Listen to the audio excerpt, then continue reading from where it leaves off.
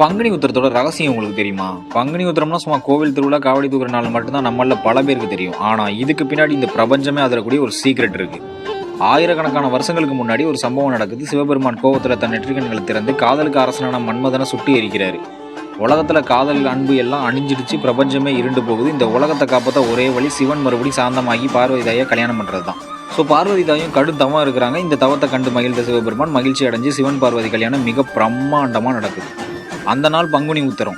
ஆனால் சிவன் பார்வதி கல்யாணம் தான் அன்னைக்கு நடந்துச்சுன்னு பார்த்தா அதுக்கப்புறம் தான் ஒரு பெரிய ட்விஸ்டே இருக்குது. சூரபத்மன்கிற அசுரனை வதம் செஞ்சு தேவர்களை காப்பாற்றின முருகப்பெருமானுக்கு இந்திரன் தன் பொண்ணான தெய்வானையை கல்யாணம் பண்ணி கொடுத்த தேதியும் அதே பங்குனி உத்திரம்.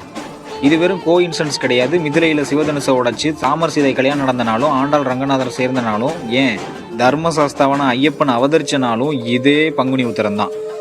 பங்குனி உத்திரம் திருமண தடையை நீக்கிற சிறப்பான நாள்னு சொல்லப்படுது. இதுக்கு ஏன் பங்குனி உத்திரம்னு பேர் வந்துச்சு தெரியுமா?